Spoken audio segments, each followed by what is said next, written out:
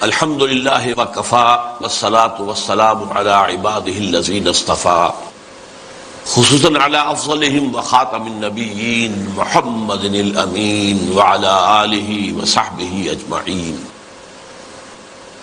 اما بعد فاعوذ باللہ من الشیطان الرجیم. بسم اللہ الرحمن الرحیم. رب اشرح لی صدری ویسر لی امری واحلل عقدۃ من لسانی یفقہوا قولی. معزز حاضرین اور محترم خواتین، السلام علیکم ورحمۃ اللہ وبرکاتہ. علامہ اقبال کی زندگی کے 4 ادوار کا میں ذکر کرنا چاہتا ہوں. 1894-95 سے انہوں نے شعر کہنے شروع کیے. اس سے لے کر 1905 تک یہ 10 سال لگ بھگ بنتے ہیں. وہ ایسے ہی ایک شاعر تھے جیسے بہت دوسرے شاعر ہوتے ہیں. بس یہ کہ اس میں فنی طور پر کچھ ان کا پڑھا بھاری ہوگا بعض اعتبارات سے، لیکن وہی عشق و محبت کی باتیں اور وہی ہجر اور وصال کے قصے اور وہی گل و بلبل کی داستانیں، کی گود میں بلی دیکھ کر، یہ اس قسم کے مضامین.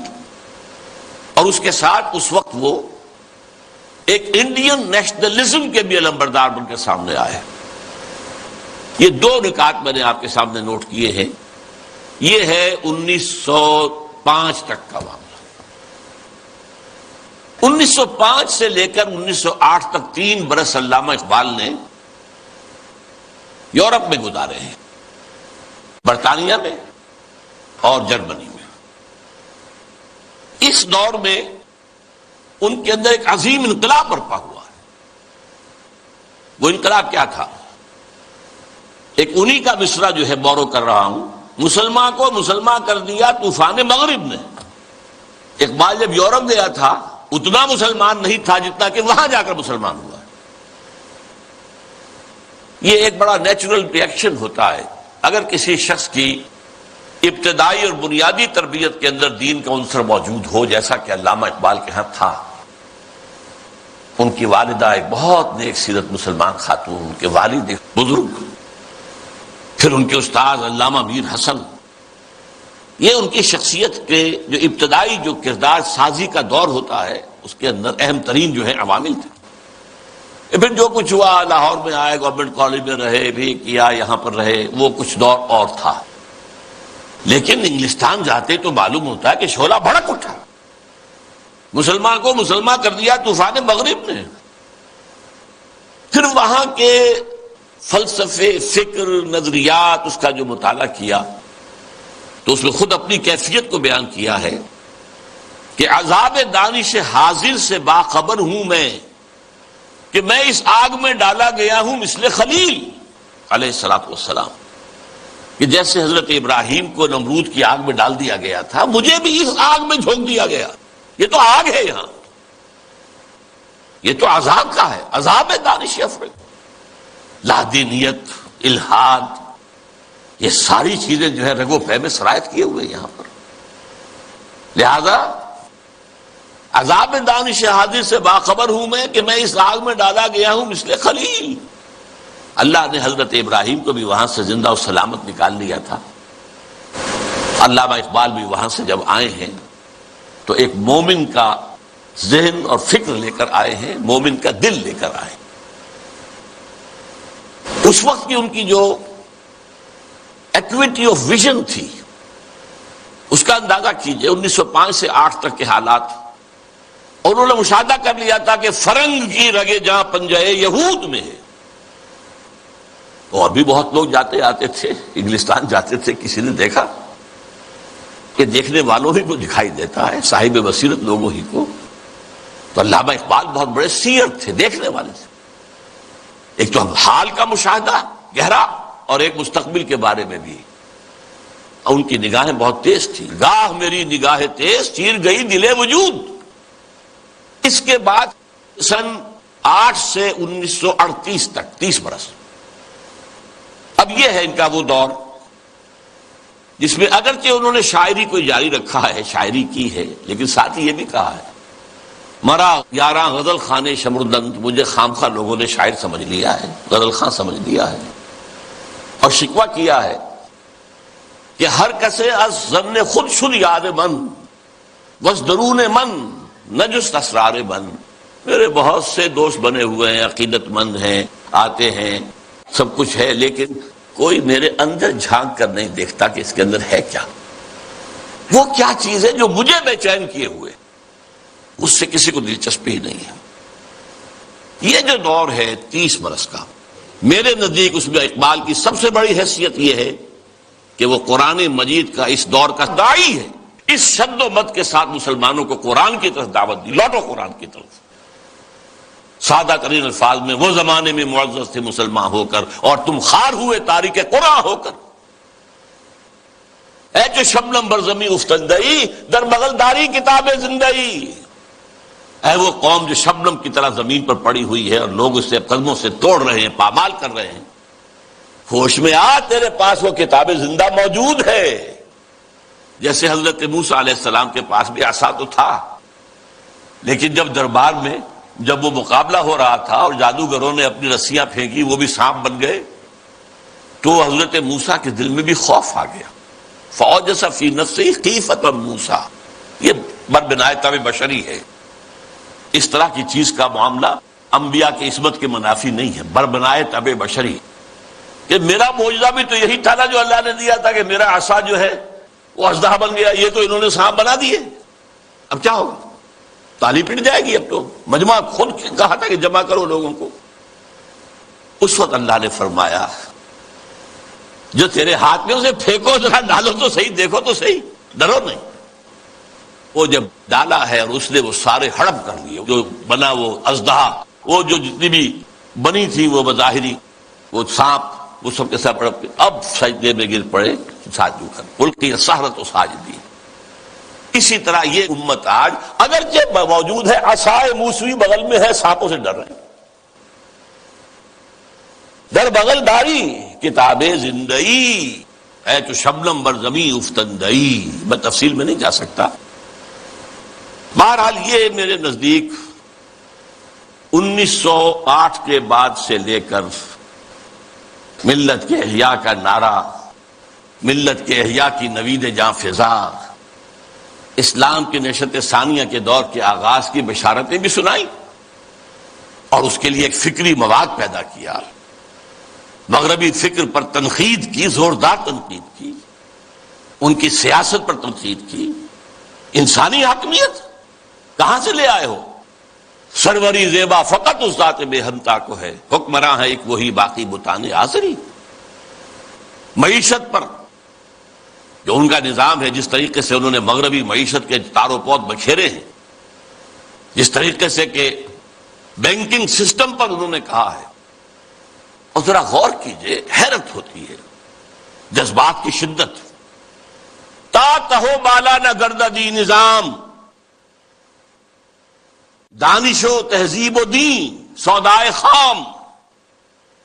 جب تک یہ بینکوں کا نظام تلپٹ نہیں کیا جاتا، جڑ سے اکھاڑ کر نہیں پھینکا جاتا، کہاں کی دانش، کہاں کی تہذیب اور کہاں کا دین؟ اندازہ کیجیے. عرض کیجیے جوہر اندیشہ کی گرمی کہاں، کچھ خیال آیا تھا، وحشت کا کہ صحرا جل اٹھا.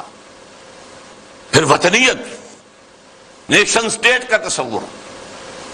ان تازہ خداؤں میں بڑا سب سے وطن ہے. اس دور میں میں اور ہے، جام اور ہے، جم اور. ساقی نے بنا کی روش لطف و ستم اور. مسلم نے بھی تعمیر کیا اپنا حرم اور. تہذیب کے اعظم نے ترشوائے صنم اور، نئے نئے بت. ان تازہ خداؤں میں بڑا سب سے وطن ہے، جو پیرہن اس کا ہے وہ مذہب کا کفن ہے. نظارہ دیرینہ زمانے کو دکھا دے، اے مصطفی خاک میں اس بت کو ملا دے. اسلام تیرا دیس ہے، تو مصطفی ہے، بازو تیرا توحید کی قوت سے قوی ہے. اب یہ تصورات سے اندازہ کیجیے، یہ کوئی شاعری کے مضامین ہے؟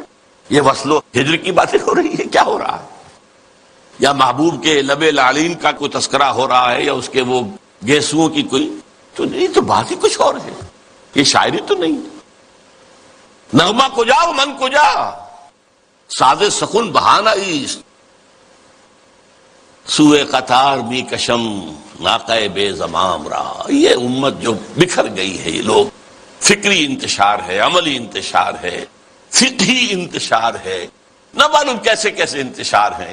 انہیں سب کو پھر ایک لائن میں لا کر، ایک قطار میں لا کر ایک قافلے کی شکل دینا چاہتا ہوں. اس کے لیے میں نے اس شاعری کو اپنا ذریعہ بنایا ہے.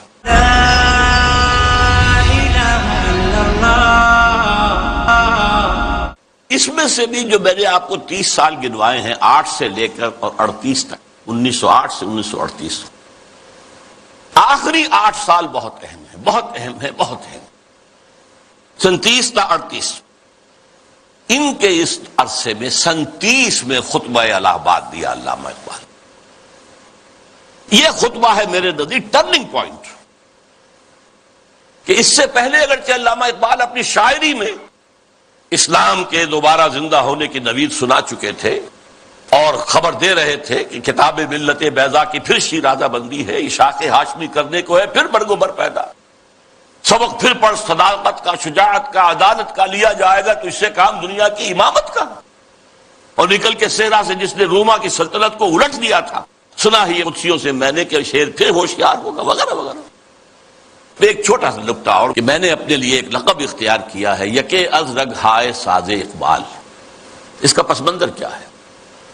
زندگی کے آخری ایام میں حضرت علامہ بہت تشویش میں تھے کہ میرا وقت تو اب آ رہا ہے، قریب آ گیا ہے، میں جانے والا ہوں. اور انہیں اپنے آس پاس کوئی آدمی ایسا نظر نہیں آ رہا تھا کہ جو ان کے اس مشن کو آگے لے کر بڑھ سکے. میں قرآن مجید میں جب غور کرتا ہوں تو معلوم ہوتا ہے جو حضرت زکریا کی کیفیت تھی، جبکہ انہوں نے دعا کی اللہ سے، اللہ مجھے بیٹا عطا کر دے، میں اب بوڑھا ہو گیا ہوں. وَإِنِّي خِفْتُ الْمَوَالِيَ مِنْ وَرَائِي، اب میں جو موالی ہیں، میرے آس پاس ہیں، ارد گرد لوگ ہیں، رشتہ دار ہیں، ان سے تو مجھے اندیشہ ہے کہ وہ اس راستے پر نہیں چل پائیں گے. فَهَبْ مِن لَدُنْكَ وَلِيًّا، مجھے کوئی ولی عطا کر دے. اللہ نے پھر حضرت یحییٰ کی بشارت دی. یہ تشویش تھی جو علامہ اقبال کے ذہن میں تھی. آخری دنوں کے ان کے 2 اشعار بہت مشہور ہیں، سرود رفت باز آیت کے نایت، نسیم از حجاز آیت کے نایت، سرآمد روزگار این فقیر دیگر دانا راز آیت کے نایت. اچھا، دیگر دانا راز کے بارے میں ایک اور ان کی نظم جو ہے، جو زبور عجم میں ہے، اس کا بھی مرکزی شعر یہی ہے. پہلا شعر بہت اہم ہے، اگرچہ میرے اس وقت کے موضوع سے متعلق نہیں ہے، لیکن میں اس کا ذکر کروں گا ضرور، اس لیے کہ علامہ کے بارے میں ایک عام غلط فہمی یہ ہے کہ وہ حضرت مہدی کے ظہور اور حضرت عیسیٰ کے نزول کے قائل نہیں تھے. ایسی بات غلط ہے. یہ زبور عجم کی نظر سنا رہا ہوں آپ کو. خضر وقت از خلوت دشت حجاز آید بروں، کارواں زی وادی دور و دراز آید بروں. یہاں حضرت مہدی کے لیے خضر وقت، اپنے وقت کا خضر، رہنما، وہ لفظ استعمال کیا ہے، مذہبی اصطلاح استعمال نہیں کی ہے. البتہ اس نظم کے آخری شعر کے حوالے سے کس قدر پیارا شعر ہے، اس میں شعریت بھی اتنی انتہا کو ہے. چنگ را گیرے دست دستم کارس دست رفت، نغمام خون گشتو از رگہائے ساز آیت بروں. اے لوگو، میرے ہاتھ سے یہ ساز لے لو، یہ ستار اب لے لو، میرے ہاتھ سے لے لو. میرے ہاتھ کا کام تو ہو چکا، میری انگلیوں نے اس میں ساز بھر دیا ہے، اس میں جو نغمہ ہے وہ بھر دیا ہے. نغمہ ہم، میرا نغمہ خون گشت، خون بن کر ان تاروں میں دوڑ رہا ہے جیسے انسانی رگوں کے اندر خون دوڑتا ہے. از رگ ہائے ساز آیت بروں، یہاں سے خود بخود باہر نکلے گا. چنانچہ بہت سے لوگوں نے، اللہ کا شکر ہے، کام کیا ہے. مرزا محمد منور صاحب بھی ہیں ہمارے جنہوں نے یہ کام کیا ہے، چودھری مظفر حسین صاحب بھی ہیں، اب ڈاکٹر فتح محمد ملک ہے، اور لوگ بھی بہت سے ہیں. تو میں ان کو کہتا ہوں رگ ہائے ساز اقبال. لیکن میں نے خود اپنے لیے یہ لقب اختیار کیا ہے کہ یکے از رگ ہائے ساز اقبال، اقبال کے ساز کے تاروں میں سے ایک تار میں بھی ہوں. اب میں چاہتا ہوں کہ ذرا اس آخری جو نظم ہے ان کی زندگی کی، اور جس میں میرے نزدیک ان کا پیغام جو ہے امت مسلمہ کے نام، وہ جامعیت کے ساتھ آ گیا ہے، تمثیلی پیرائے میں. یہ ابلیس کی مجلس شورا ہے. اب میں حیران ہوتا ہوں کہ محسوس ہوتا ہے کہ آج کل کہیں یہ مجلس شورا جو ہے کہیں منعقد ہوئی ہے حال ہی میں، اور یہ 80 سال پہلے کی بات ہے. ابلیس صاحب جو ہیں صدر ہیں، ظاہر بات ہے، اس اپنی مجلس شورا کے، وہ پہلے اوپننگ ایڈریس کر رہے ہیں، یہ عناصر کا پرانا کھیل، یہ دنیا دوں،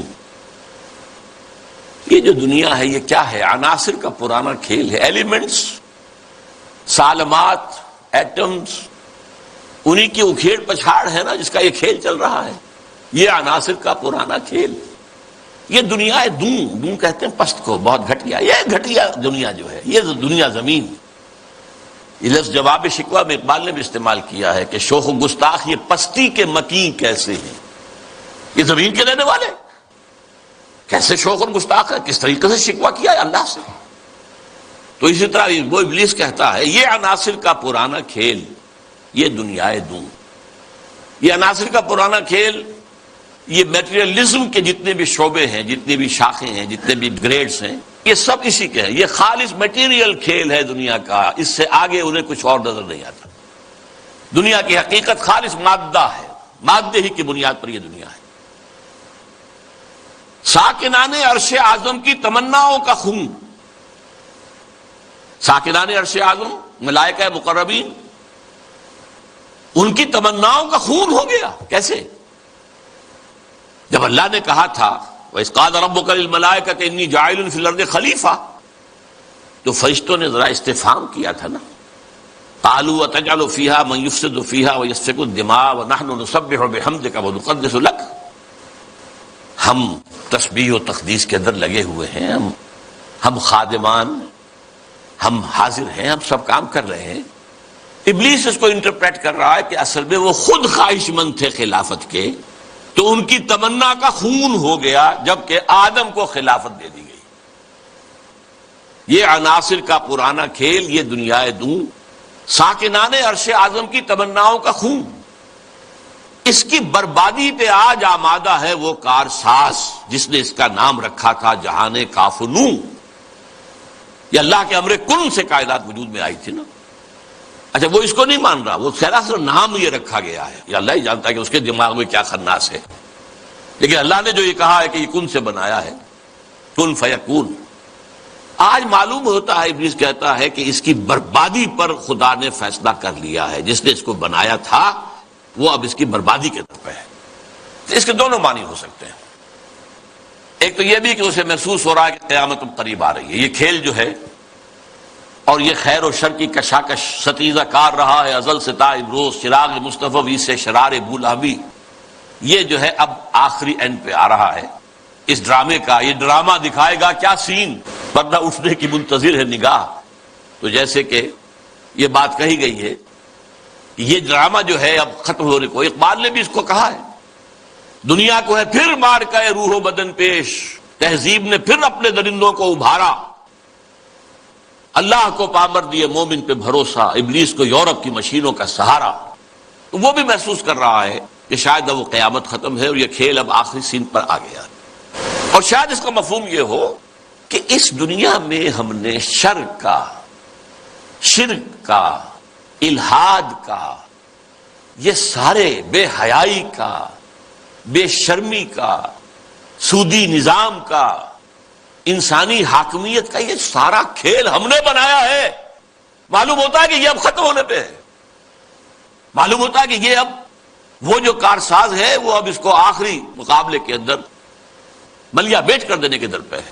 اس کی بربادی پہ آج آمادہ ہے وہ کارساز جس نے اس کا نام رکھا تھا جہان کافنو، اور اس کے بعد اب لافزنی کر رہا ہے، میں نے یہ کیا، میں نے یہ کیا، میں نے یہ کیا، میں نے یہ کیا۔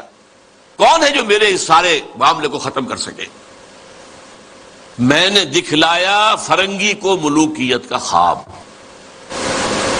فرنگی ویسٹرن امپیریلزم، ملوکیت کا خواب، دنیا فتح کرو، کولونائز کرو، یہ تو پہلا خواب تھا، لیکن اس کے بعد انہوں نے اس سے بہتر خواب دیکھ لیا ہے کہ خامخواہ جا کر آکوپائی کرنے سے کیا فائدہ ہے۔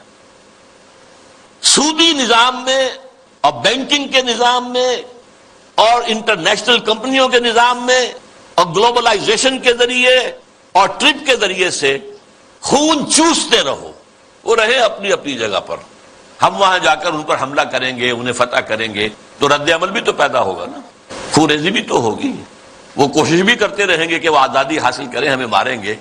تو اب یہ جو نیا امپیریلزم ہے، مالیاتی امپیریلزم، یہ اب ہے۔ یہ سارا خواب فرنگی کو میں نے دکھایا ہے، میں نے دکھلایا فرنگی کو ملوکیت کا خواب، میں نے توڑا مسجد و دیر و کلیسا کا فسون۔ یہ مسجد اور دیر اور کلیسا اور مندر اور یہ اور وہ، اس کا سارا اثر میں نے ختم کر دیا۔ کیا کیا؟ سیکولرزم کی پٹی بڑھا دی۔ بھائی یہ علیحدہ انسان کا انفرادی معاملہ ہے، کوئی مسجد میں جائے، مندر میں جائے، کہیں اور جائے، وہاں جائے، یہاں جائے، کلیسا میں جائے، سینیگوگ میں جائے، کہاں جائے، کوئی نہیں، جاؤ۔ لیکن ملکی نظام، ملکی قانون، حکومت، ریاست، معیشت، معاشرت، اس کا کوئی تعلق کسی مذہب سے نہیں۔ جو بھی اثرات تھے، جو بھی ہولڈ تھا مذاہب کا، آخر خدا کو تو مانتے تھے نا۔ اس دور حاضر سے قبل جو ہے انسان کی گمراہی صرف ایک تھی، شرک۔ وہ کیا ہے؟ ایک بڑے خدا کے ساتھ چھوٹے چھوٹے خداؤں کو بھی ماننا۔ بڑے خدا کا انکار نہیں تھا۔ اب کیا کیا گیا ہے؟ اس بڑے خدا کو اٹھا کے مسجد میں بند کر دو، مندر میں بند کر دو، سینیگوگ میں بند کر دو، چرچ میں بند کر دو، اور جہاں پورا ہمارا نظام یہ ہم چلائیں گے۔ We are the sovereigns. Sovereignty belongs to us. ہم جو چاہے کریں۔ لہذا میں نے دکھلایا فرنگی کو ملوکیت کا خواب، امپیریلزم، اور میں نے توڑا مسجد و دیر و کلیسا کا فسون، سیکولرزم۔ میں نے ناداروں کو سکھلایا سبق تقدیر کا۔ ناداروں کو، غریبوں کو میں نے کہا بھائی ٹھیک ہے، یہ تمہاری قسمت ہے، تم کسان ہو، ہاری ہو، تمہاری قسمت یہی ہے، اس کی طرف سے ہے، رب کی طرف سے ہے۔ کہیں کو کھڑے ہو کر کوئی ریزسٹنس کی موومنٹ شروع نہ کر دینا، تقدیر ہے، تن بے تقدیر، تقدیر کے حوالے۔ میں نے ناداروں کو سکھلایا سبق تقدیر کا، میں نے منعم کو دیا سرمایہ داری کا جنون۔ یہ لفظ منعم جو ہے عربی کا، یہ منعم بھی ہو سکتا ہے، منعم بھی ہو سکتا ہے۔ منعم جس کو نعمتیں دی گئیں، یعنی یہ بھی ہو سکتا ہے کہ پہلے جن کے پاس دولت ہوتی تھی وہ اس کو خیرات کرتے تھے، صدقات کرتے تھے، خیر کے کاموں میں لگاتے تھے، پن کے ثواب کے کاموں میں لگاتے تھے۔ میں نے اس کے بجائے کہا پاگل ہو گئے ہو، جمع کرو۔ اور جس کے پاس فاضل سرمایہ دولت اللہ نے دی تھی، اس کا جو طریقہ تھا کہ یسألونک ماذا ينفقون قل العفو، میں نے کہا نہیں، جو بھی ہے جمع کرو۔ یہ سبق میں نے دولت مند کو سکھا دیا۔ میں نے دکھلایا فرنگی کو ملوکیت کا خواب۔ فرنگی ویسٹرن امپیریلزم، ملوکیت کا خواب، دنیا فتح کرو، کولونائز کرو، یہ تو پہلا خواب تھا۔ لیکن اس کے بعد انہوں نے اس سے بہتر خواب دیکھ لیا ہے کہ خامخواہ جا کر آکوپائی کرنے سے کیا فائدہ ہے۔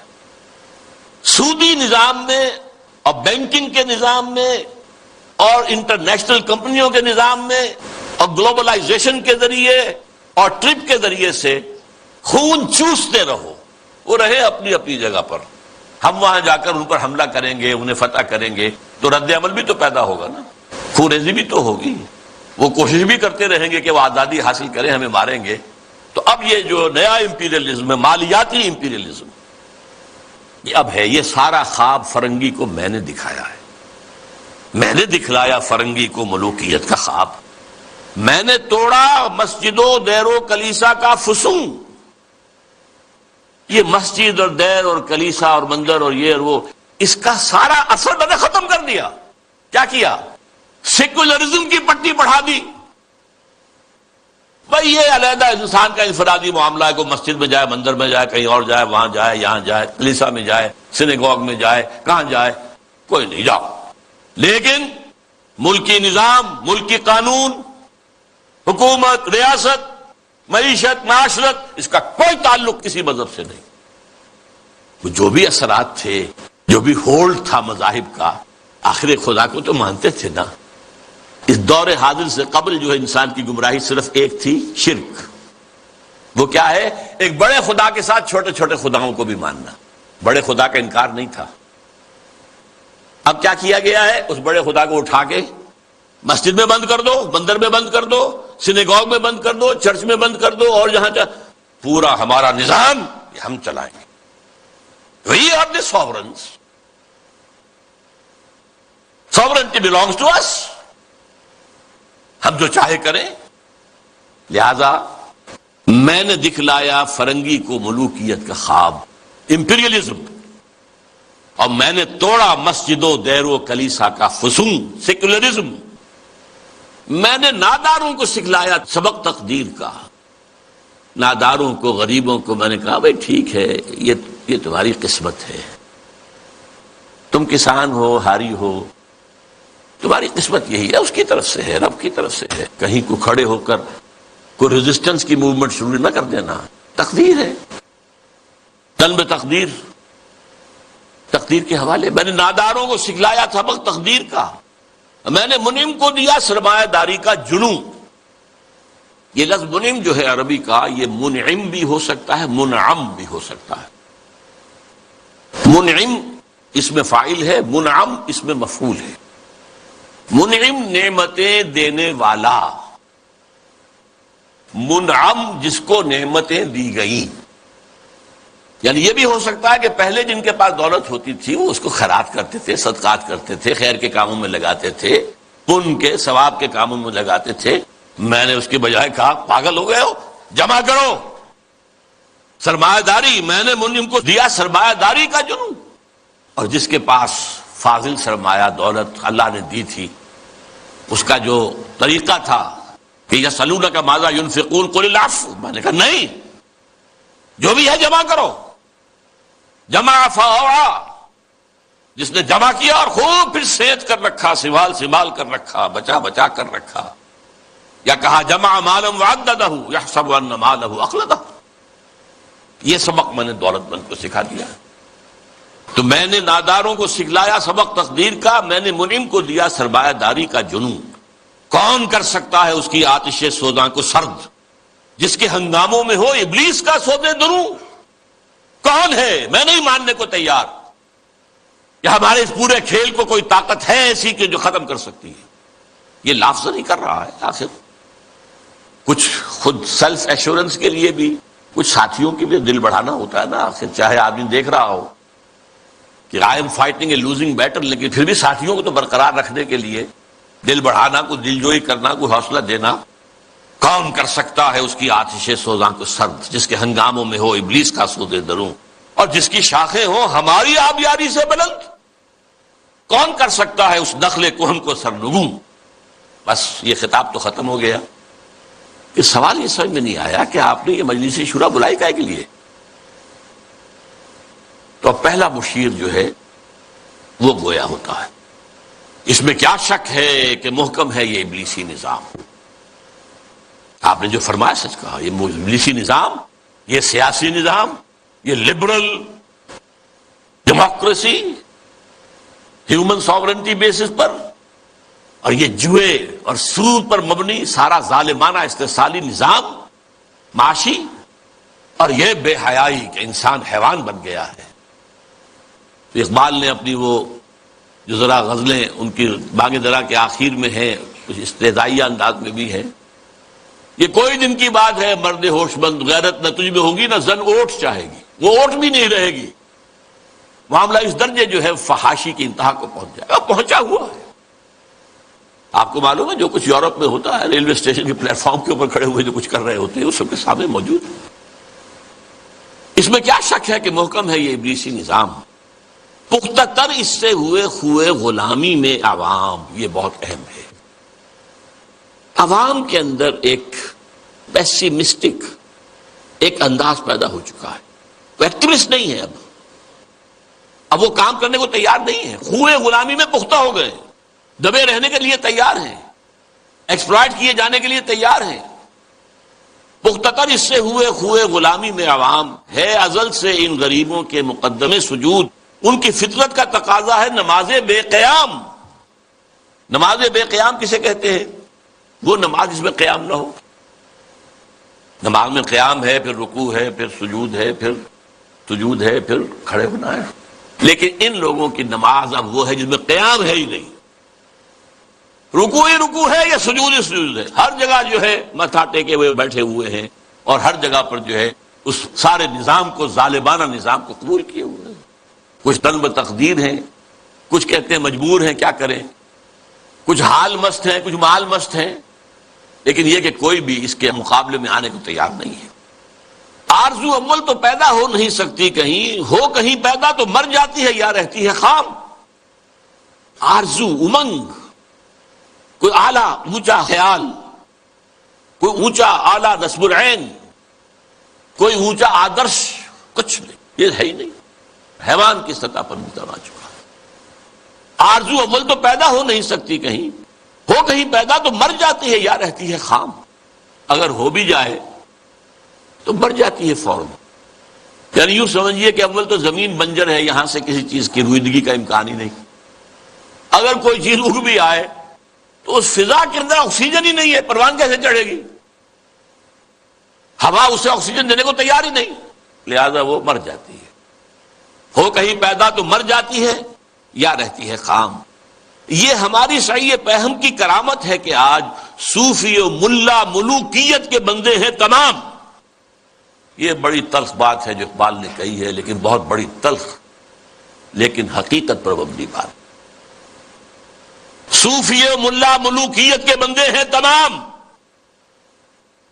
خلافت راشدہ کے بعد جو نظام ہمارا چلا ہے اس میں صوفی و ملا، علماء اور صوفیاء، ان کا نظام کیا تھا؟ ملوکیت کو سپورٹ،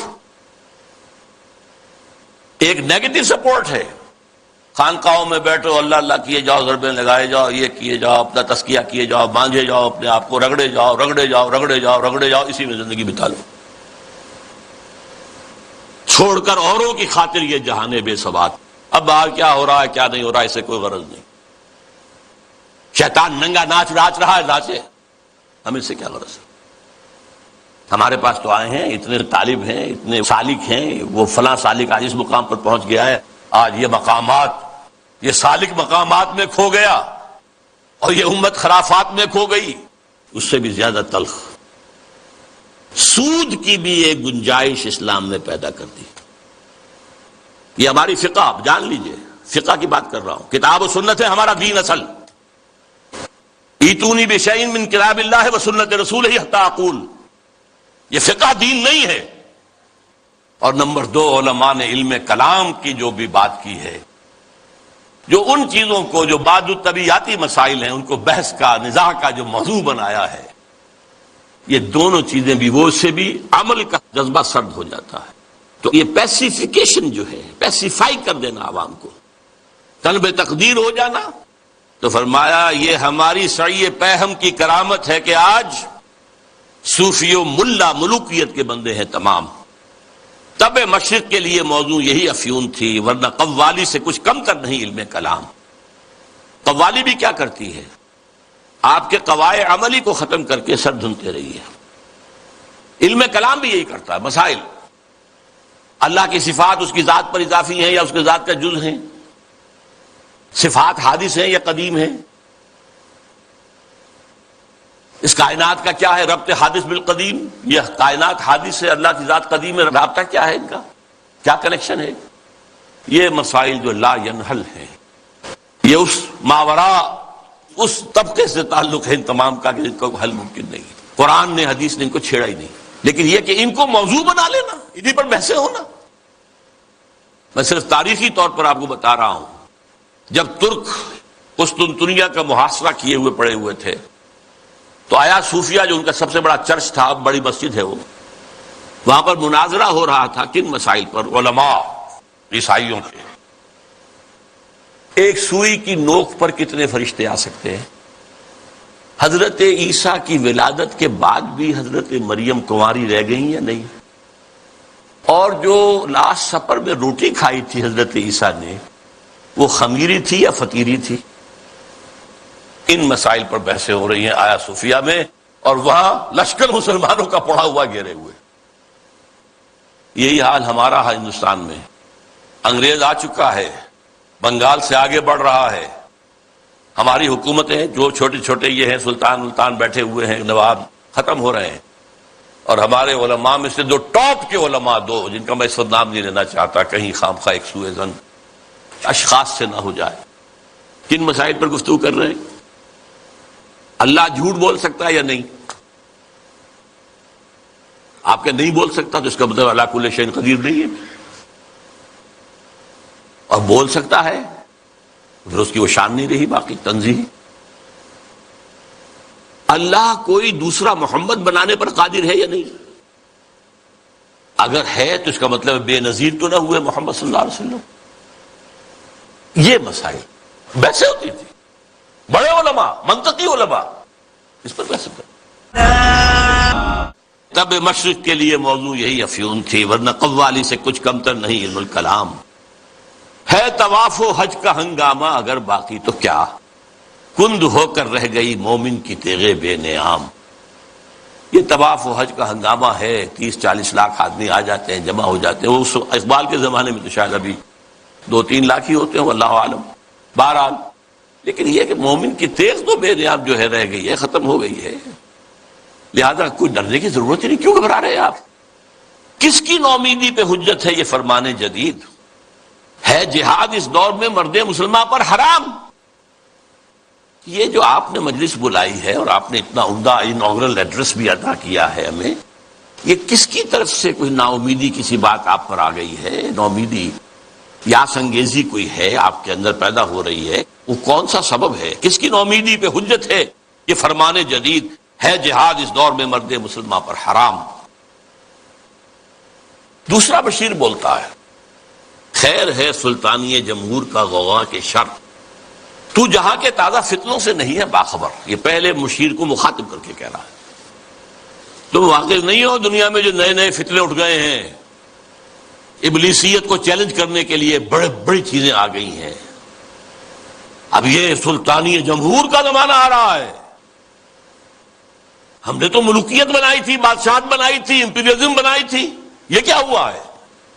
یہ بادشاہت ختم ہو رہی ہے، یہ فرینچ ریولوشن آ چکا ہے، یہ کیا ہو رہا ہے؟ خیر ہے سلطانی جمہور کا غوغا کے شر، تو جہاں کے سارا فتنوں سے نہیں ہے باخبر۔ اس کے جواب میں پہلا مرشد جو کچھ کہہ رہا ہے، میں سمجھتا ہوں یہ ماسٹر پیس ہے اس نظم کا حصہ۔ میں ہوں باخبر، میں جانتا ہوں، مجھے بے خبر نہ سمجھو، مگر میری جہاں بینی بتاتی ہے مجھے، میں یہ پوری دنیا کو میں نے دیکھا بھالا ہے، سمجھا ہے، سمجھایا ہے، وہ مجھے بتاتی ہے جو ملوکیت کا ایک پردہ ہو کیا اس سے خطر؟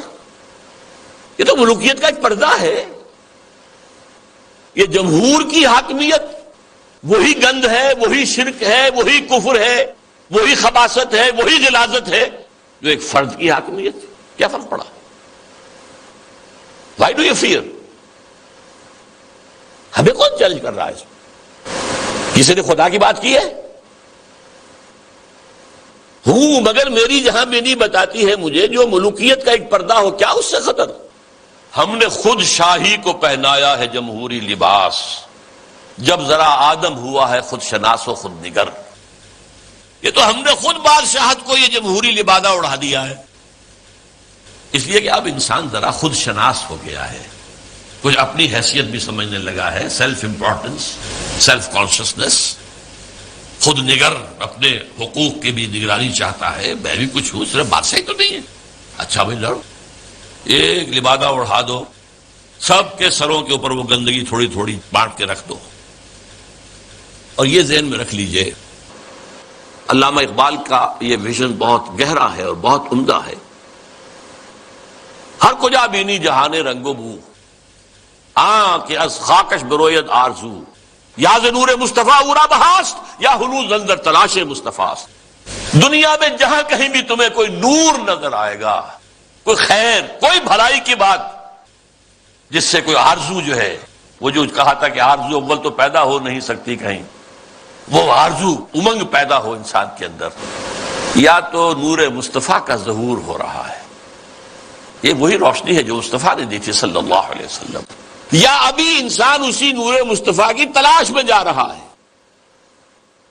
یہ جو ڈائلیکٹیکل پروسیس چل رہا ہے دنیا میں، یہ کشاں کشاں جا رہا ہے اسی نظام کی طرف جو محمد نے دیا تھا صلی اللہ علیہ وسلم۔ یہ بات تو بعد میں بھی آئے گی ذرا.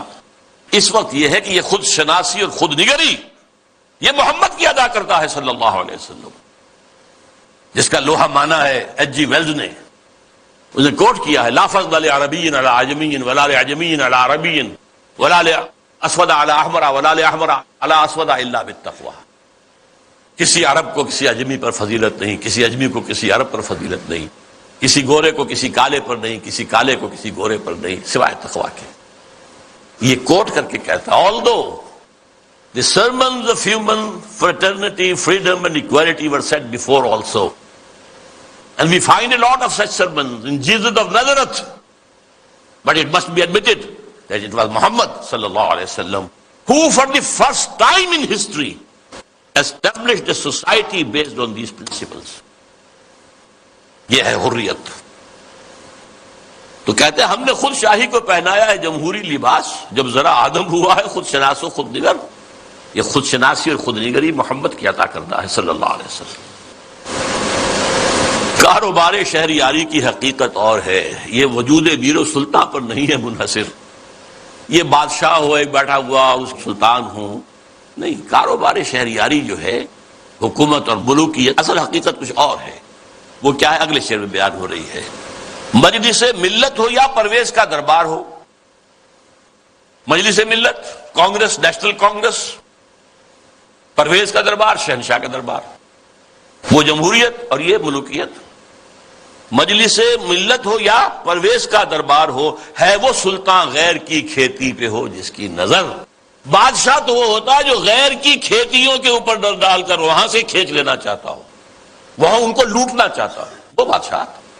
وہ بادشاہ جو ہے کبھی فرعون تھا اور کبھی نمرود تھا اور کبھی اور تھے، نمارزہ تھے اور تھے. لیکن یہ کہ اب یہ ہے کہ وہ امپیریلزم کی شکل میں آیا ہے. پورا ایشیا کالونائز ہوا تھا اور اب تو پوری دنیا کو وہ اپنے World Bank, I M F, globalization, TRIPS ان کے شکنجے میں کس لینا چاہتے. تو نے کیا دیکھا نہیں مغرب کا جمہوری نظام، چہرہ روشن اندروں چنگیز سے تاریک تر. یہ مغرب کا جمہوری نظام کیا ہے؟ بڑا روشن ہے بہت. ہم بھی بڑے متاثر ہوتے ہیں. دیکھیں کتنا بڑا ملک ہے، صدارت کا انتخاب ہوا ہے، سموتھلی وہ ہٹ گیا، دوسرا آ گیا. کوئی خون ریزی نہیں، کوئی دنگا نہیں، کوئی فساد نہیں، کچھ نہیں. ہماری طرح تو نہیں ہوتا. بلکہ شکست کھانے والا فوراً جا کے مبارکباد دے دیتا ہے، بجائے اس کے کہ دھاندلی ہوئی ہے، دھاندلی ہوئی ہے، دھاندلی ہوئی ہے. وہ جو ہمارے ہاں ہوتا ہے. تو اب اس سے ہم متاثر تو ہوتے ہیں. یہ سوال تو یہ ہے کہ یہ سارا نظام کیا ہے؟ یہ دنیا کو نچوڑنے کا جو نظام بنایا جا رہا ہے، اس گلوبلائزیشن کے اندر جو خباثتیں ہیں وہ ہم نہیں جانتے، اہل یورپ جانتے ہیں، اہل امریکہ جانتے ہیں. سیاٹل میں ہنگامے وہاں ہوئے تھے، گلوبلائزیشن کی کانفرنسز جو ہوئی ہیں. ڈیووس میں ہنگامہ یورپ میں ہوا ہے، پھر واشنگٹن میں ہوا ہے. ہمیں تو پتہ بھی نہیں کیا ہو رہا. ہماری قسمتوں کے سودے ہوتے ہیں. ہماری حکومتیں جو بھی ہیں وہ دستخط کر کے آ جاتی ہیں. اللہ خیر صلی اللہ. ایک اور جگہ اس جمہوریت کے بارے میں اقبال جو کہتا ہے وہی ساز کہن مغرب کا جمہوری نظام جس کے پردوں میں نہیں غیرز نوائے قیصری. دیو استبداد جمہوری قبا میں پائے کوب. پائے کوب پاؤں مارنا، جیسے کہ کوئی ڈانسر جو ہے وہ اپنے پاؤں زمین کے اوپر مارتی ہے یا مارتا ہے. دیو استبداد جمہوری قبا میں پائے کوب. تو سمجھتا ہے یہ آزادی کی ہے نیلم پری؟ اچھا اب تیسرا مشیر بولتا ہے روح سلطانی رہے باقی تو پھر کیا اضطراب. اگر یہ ملوکیت رہے باقی کسی نہ کسی شکل میں، روح سلطانی باقی رہے تو پھر ہمیں کوئی حرج نہیں. امپیریلزم موجود رہے تو ہمیں کوئی اعتراض نہیں. ہیومن ساورنٹی موجود رہے تو ہمیں کوئی اعتراض نہیں.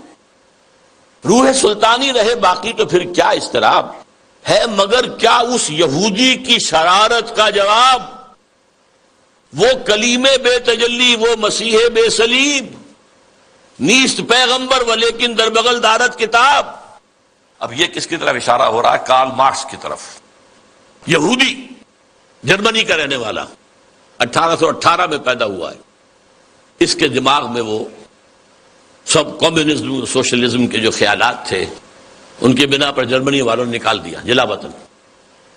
فرانس میں جا کر ڈیرا لگایا، وہاں بیٹھ گیا، وہاں سے بھی نکالا گیا، انگلینڈ گیا، انگلینڈ جیسے سب کو بگڑے تگڑوں کو سب کو پناہ دیتا ہے، وہاں وہ داس کیپیٹال کی تکمیل ہوئی ہے، جس کی بنیاد پر پھر یہ کہ انقلاب آیا، بولشوک ریولوشن کمایا